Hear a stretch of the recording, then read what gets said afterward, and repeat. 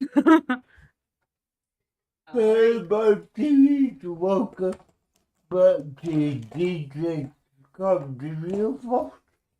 And we're here with Animation Chat episode 2, which this is not gonna be a record thing, but if it is, I don't mind because again, I'm talking with a wonderful poster. Please welcome back my friend Intergalactic Earthscrum. What's up? Well, I was asked this not this morning, but I believe it was the other day to talk about something that is near and dear to my heart, which is cartoons, which is why I'm here. Yeah, But it's a specific cartoon, and it's the Rugrats, and I don't know exactly what he's going to throw my way, but I have a couple ideas because they're things I'm very passionate about. I So got, I can't wait to see what he asks and what we talk about today. I got to say, folks, folks, we all talk about Democrats and to kick it off, who, who Me kick it was off.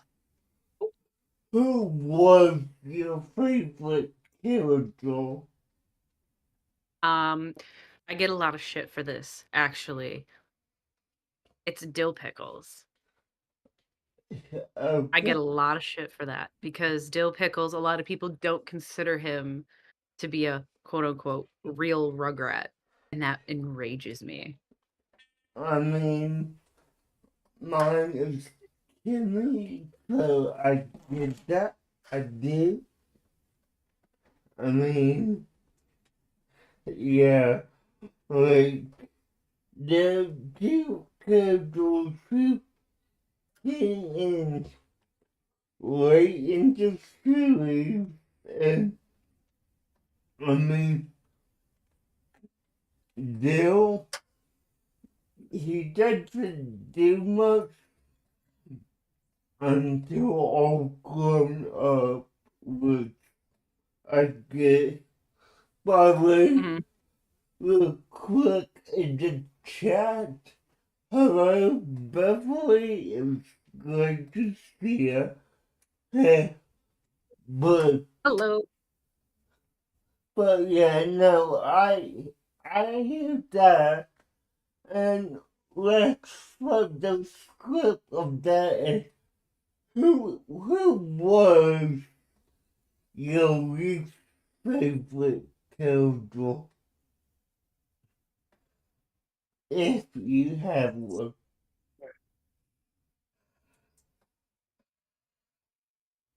That's a good question. So if I had to pick my least favorite,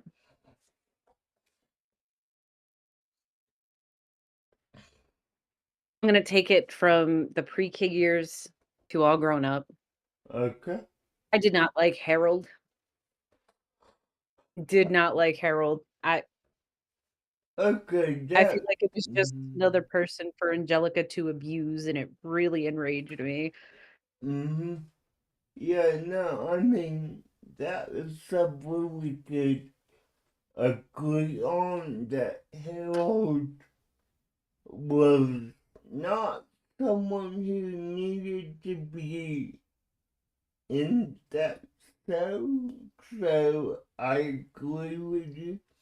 But possibly, and this is another all grown up character, I forget her name, but Mhm. the goal that Tommy was interested in Oh, oh, I remember that and All Grown Up. yeah, yeah, Mhm. with That I felt like that was weird too. I mean, but I think okay, this is gonna be a hot take. I prefer her over Harold. I mean, okay, I get that, I get that. I wish with whole she wasn't always Yeah. allowed. So I get that, I do. Mhm. Okay, now that we have established the baseline, it's Yeah.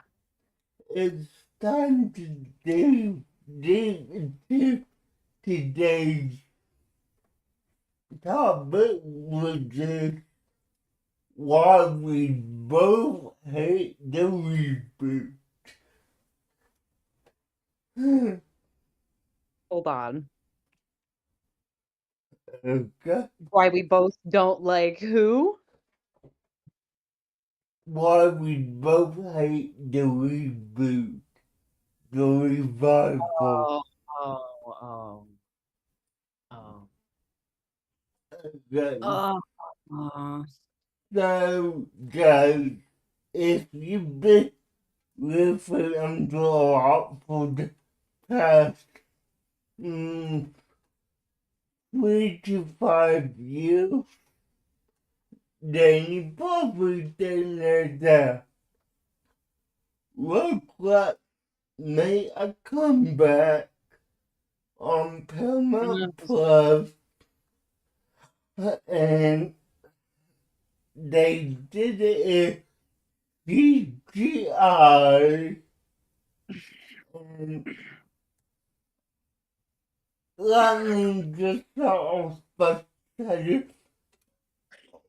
when this was originally announced, the CGI models looked a lot worse than they do. I mean, you saw that image, right? Uh, It was there were a lot of things about the reboot I didn't like, and that was one of the first things I noticed too. I remember at first I tried to give it some grace because it is a new time era, it could still be good. The writing could be really good. yeah, I was too gracious. I was too gracious. That's all I gotta say about that. I was just too nice. Too gracious, too patient. Because the first episode of the reboot, I remember being so excited to turn it on and, see what was, what they were gonna bring yeah, to yeah. center stage for everybody. But then I kinda is a personal interest of mine. I love the Rugrats. When I saw what they did to Susie in the first episode, the Uh, changes they made, I immediately started crying. I was like, "This is terrible. They botched it." yeah, no, I mean, okay, devil's advocate here for 1 second. Mhm. I do like what they did with Betty because she never really needed a husband. That was the only good thing I could say about that. Cause fucking Howard, bro. Yeah, no, like, I mean, Howard, he was a useless scoundrel. He was. I loved Howard for the comedic, like, I liked their relationship dynamic because it does make sense, Yeah, but Howard stressed me out so often. He was the one parent in that entire show that stressed me out the most, I yeah, think. I mean, how was the one character that, in this entire show, uh, you, if you were a adult or a kid, you didn't like him. I mean, like, Chaz was a more confident father than Harold I was almost got so defensive of Chaz because I thought you were gonna say you didn't like Chaz, and I was about to be not, like, "How dare you? not How dare you? Chaz is an angel." I love Chaz. All I'm saying is that he's a double dad that hell Oh, yeah. works. I He was mean, probably the best dad or best parent, honestly, out of all of them. yeah, I mean, he was, I hate to say this, but he was actively in Chucky's involvement with, I Mm. mean, I have to agree. And you know what really sucks? When I was a kid, I remember looking at Stu and being like, wow, that's really cool. I want to be able to design toys and stuff in my basement. And then I got older and I was like, poor Dee Dee. I was like, she was holding up that household yeah, the entire time. And I understand having your special interests, but there's a whole episode actually about Stu going back to work and how much he hated doing it. So he just didn't go back. yeah, Like, what? no, Sir, you have a child at home. Dee Dee was probably pregnant during that, before all that.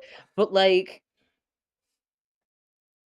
that always threw me off because I remember being a kid and, I loved that episode as an artist because, there are a lot of people who can be artists and, do or inventors and stuff like that and do make a decent amount of money. Like, it does happen, but Stu can't, if it's not working out, it's not working out. You got to do more. yeah, no, I mean, Sue as a formal, I mean, he was there for Tommy, but Mhm. he wasn't the, Present. yeah, yeah, present is what Mhm. I'm looking for. But, yeah, so, I see that. I mean, Chaz was definitely the most pleasant of the parents. I mean, up, up and past the inclusive kitty. I mean, Oh, God, another sensitive topic for a lot of people is the addition of Kimmy.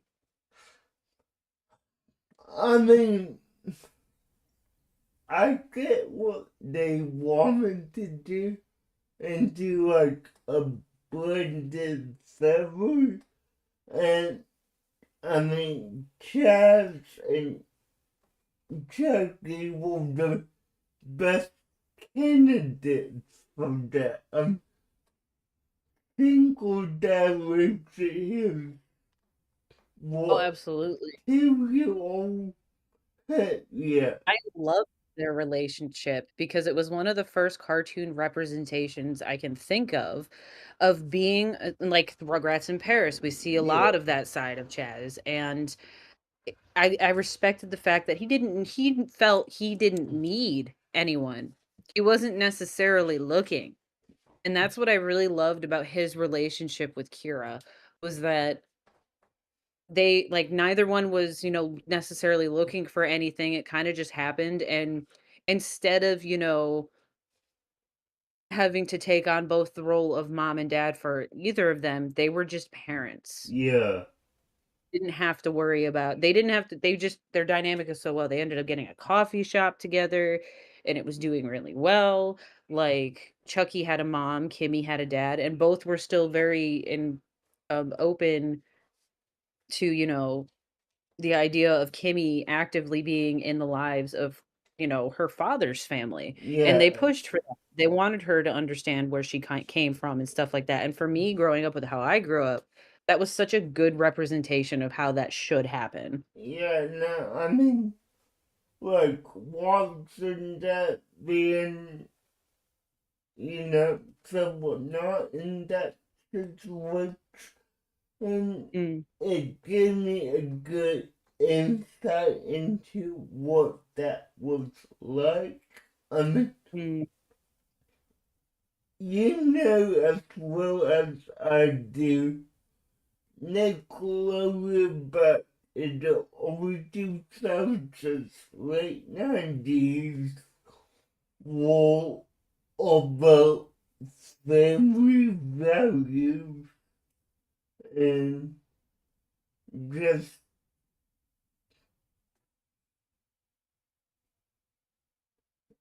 So not yet, but the early 90s, or not the early 90s, the late 90s and early soon, 2000s. yes, the early 2000s and like later 90s, especially for the Rugrats. Because initially when you watch the pilot, I remember Please draw on the whiteboard. after mommy's done. Hold on one second. Okay. Yeah, God, Record was a staple of any 90s baby childhood.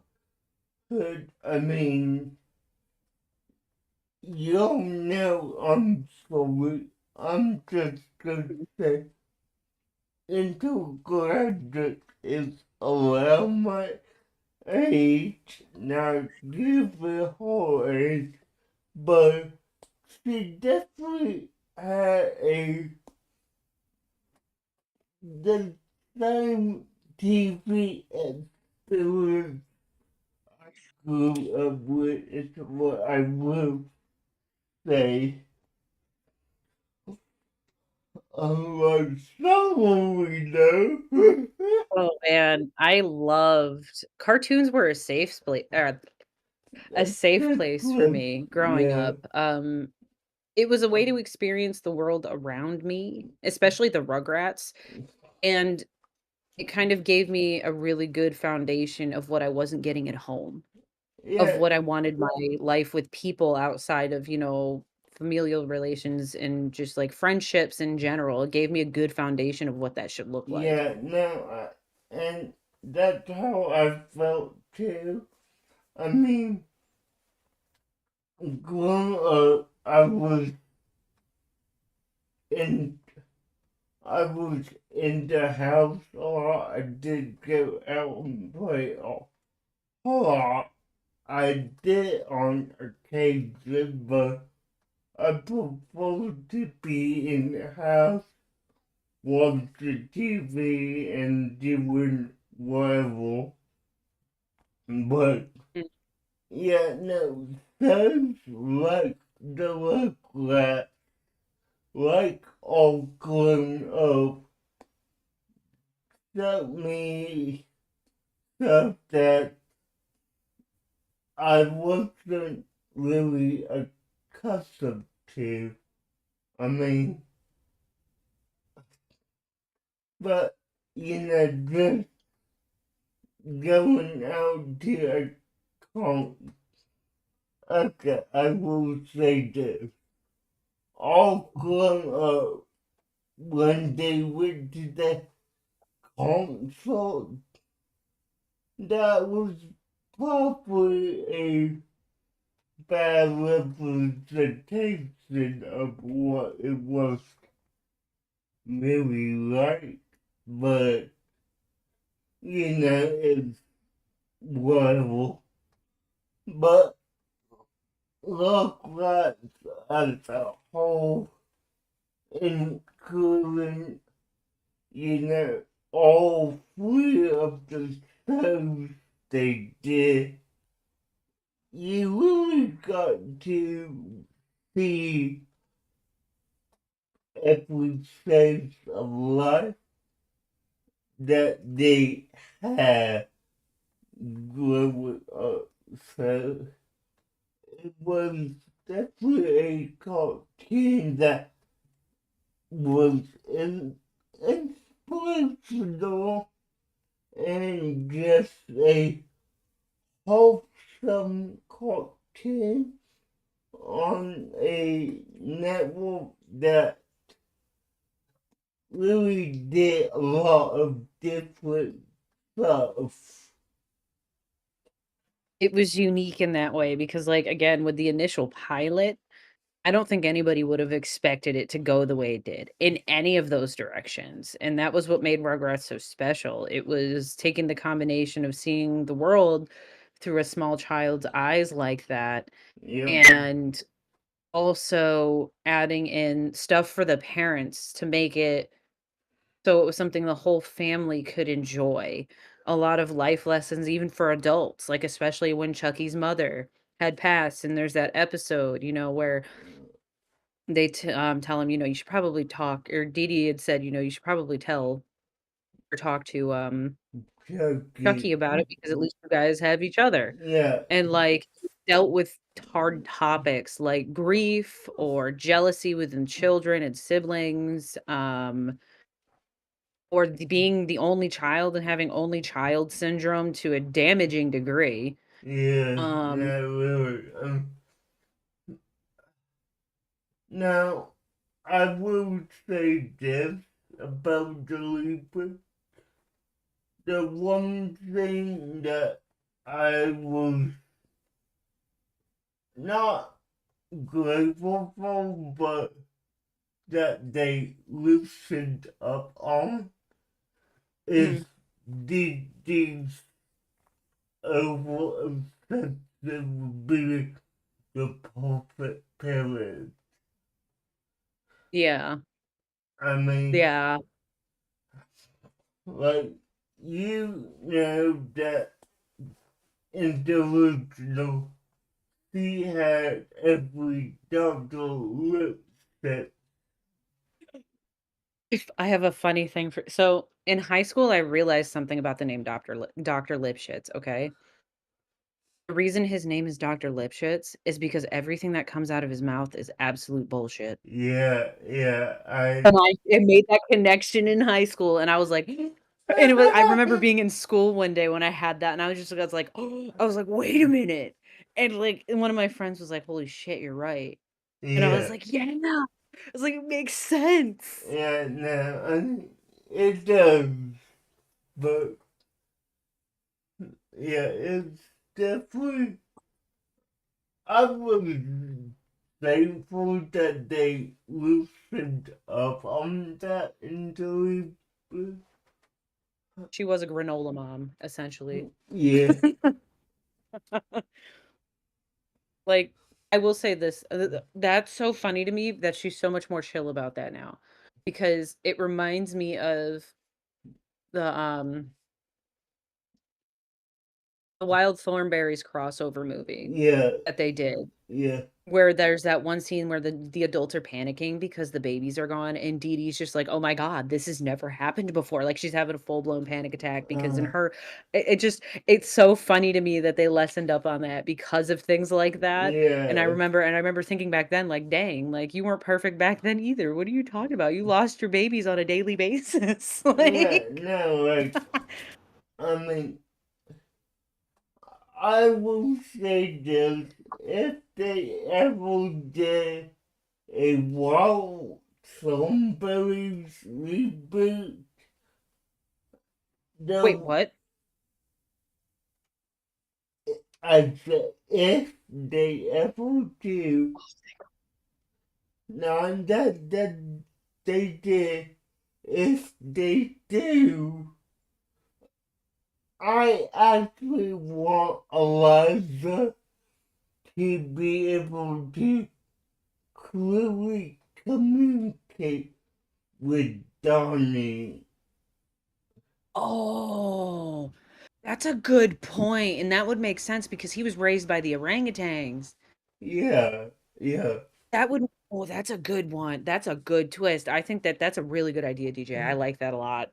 That's yeah, really good. because, I mean, as you know, in the series, he's this normal child and he's all everywhere at every member, but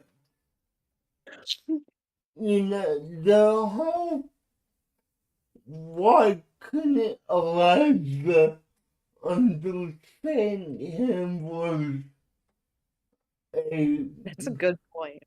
yeah Especially because, like I said, the orangutans. But then I thought about just like, sorry, as you were talking about his fucking or Donnie, I started thinking about all the funny things that I remember him doing, and he really was the comedy backbone of that show. Him and Nigel, they yeah. carried it. No, Like, they definitely did, but I mean, you know, I think they could have used lots of power a lot more if they had to communicate with him. That way, they could, you know, possibly have what do you have in your head? Have it. Eliza is the equivalent of the land Aquaman, except without as many superpowers.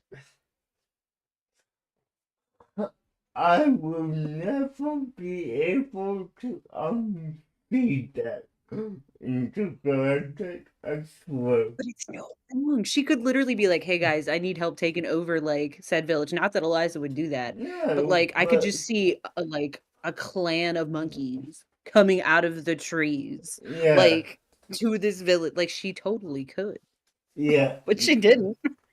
No, and I get what you mean, I do. But yeah, I just think if they use her special abilities a bit more predominant if they ever did a revival or reboot, that would add to that comedic sense of, oh, mom, dad, they don't understand Donnie at all, but Elijah, she would, and, you know, Such a good point. I never thought you're blowing my mind with that right now because like he was raised by the orangutans. yeah, It would make sense.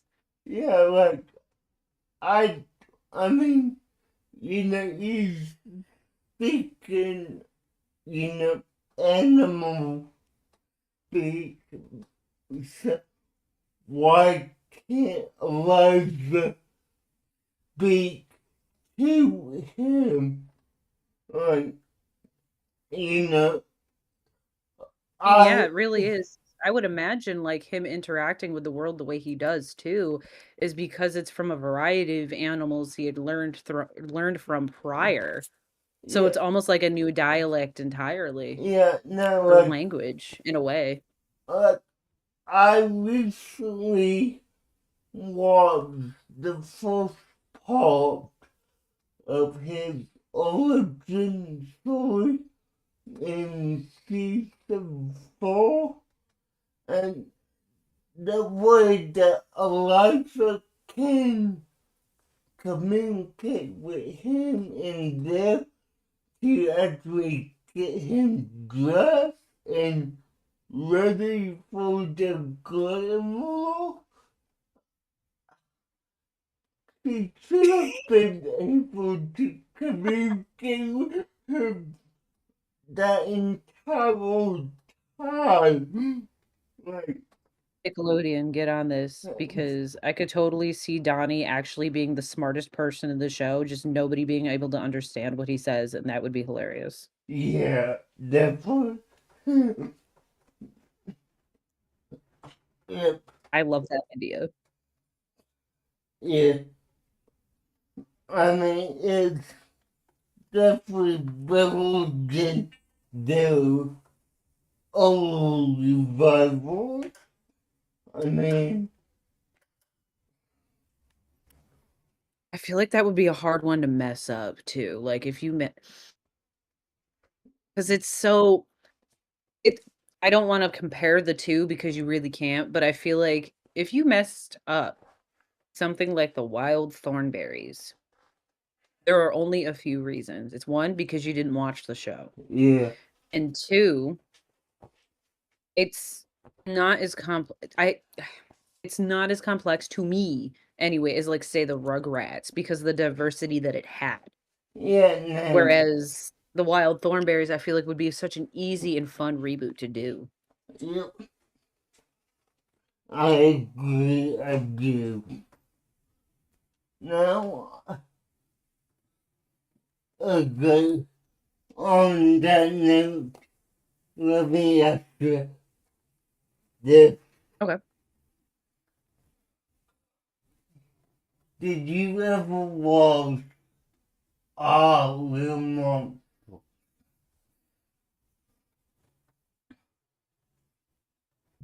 I actually have an Ickis Funko Pop over there on a shelf.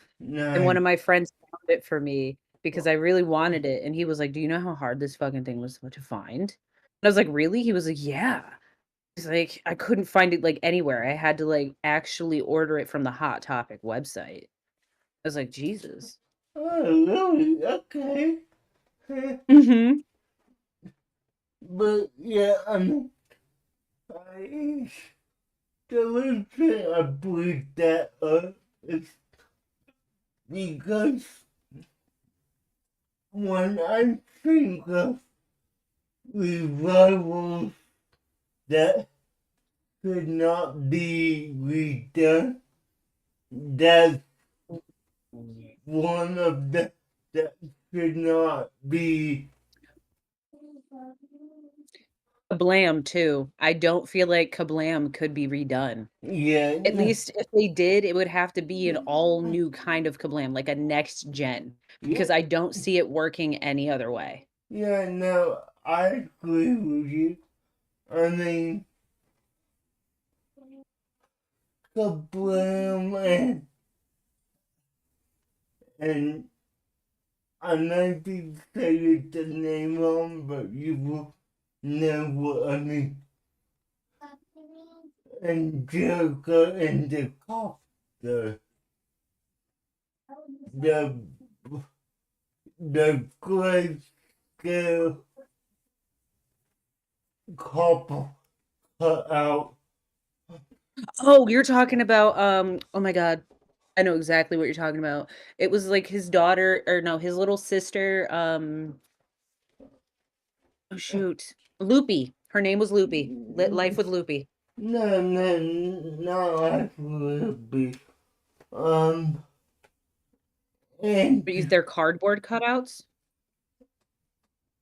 Angela and the Conda, the main character had Oh.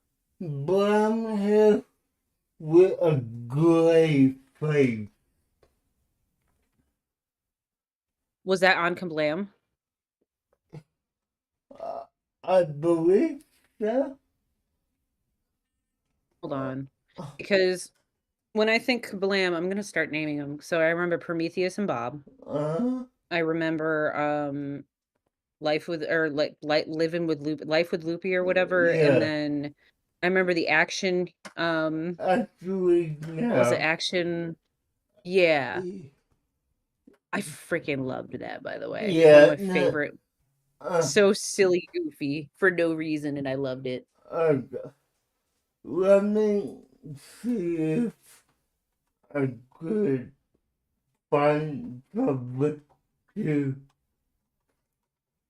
Uh, okay, so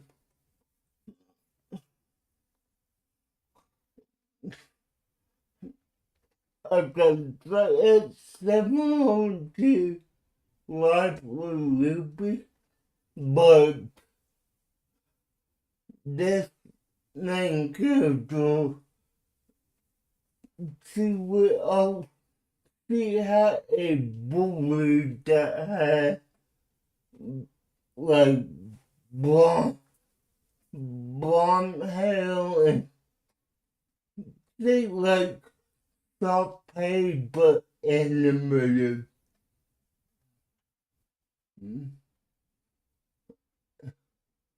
I'm trying to remember what that's called.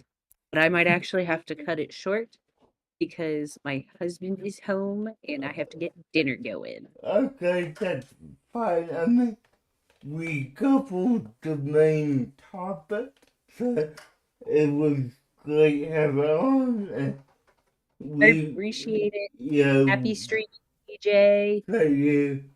Have a good one.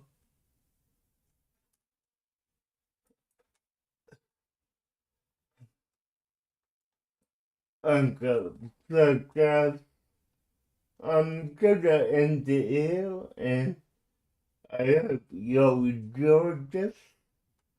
Bye, guys.